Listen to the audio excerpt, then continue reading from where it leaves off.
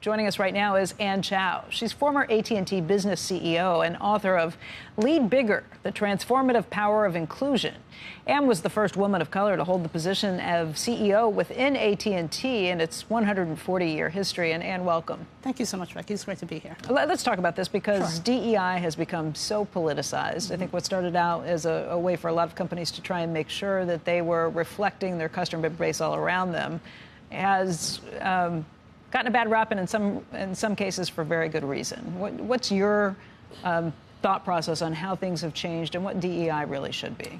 Yeah, well, my view about DEI and what companies are facing today is it's really about harkening back to your purpose and your values. And so if you're a leader today and you're thinking about those commitments that you've made to your full range of stakeholders, whether they're your customers, your shareholders, or your employees, you've got to stay true to that purpose. And so from my perspective, DEI, it's an acronym that, quite frankly, oversimplifies three very important topics: diversity, equity, and inclusion. In my book is about the power of inclusion, which is really a way of leading that aligns everyone, right, by widening your perspectives and including everyone for greater performance and impact. And that's all inclusion simply is. Mm-hmm. And that makes a lot of sense. Mm-hmm. You want to make sure you're reflecting the world around you, your customer base, your suppliers.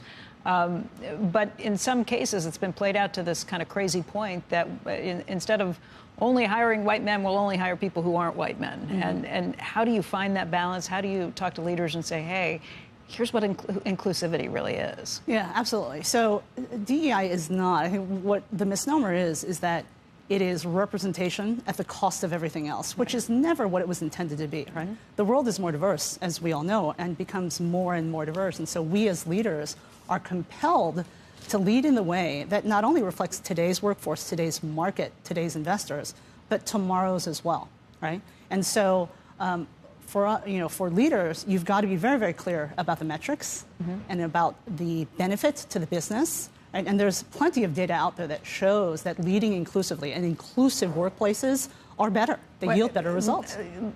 The metrics. What would be the right metrics? I mean, if you're looking at it, what were the problems that existed before? What are the right ways to fix it? Well, some of the challenges that existed before would be, a lack of truly innovative ideas that might be breakthrough. Right? When we're challenged with growth opportunities, we're often told to think bigger. You've got to think bigger. Well, you in and of yourself and your existing team in your existing structure can't think bigger without new perspectives. And that's what leading bigger is widening your perspective by including others. So how do you do that? I mean, I can think of places that I've worked that would only hire Ivy League graduates, other places that really only hire from one or two state schools. Yeah. We all get comfortable with those pipelines that kind of feed in from who we are, what we know.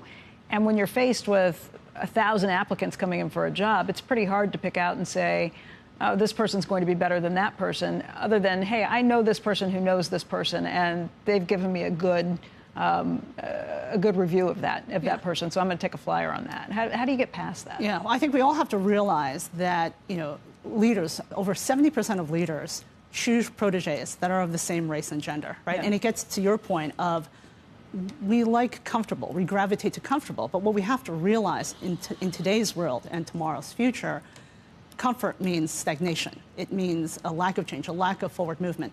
To the earlier conversation about metrics, and these are some of the things that I cite in my book, an example Harvard Business Review study, and these are some of the sample metrics around the power of inclusion and inclusive workplaces.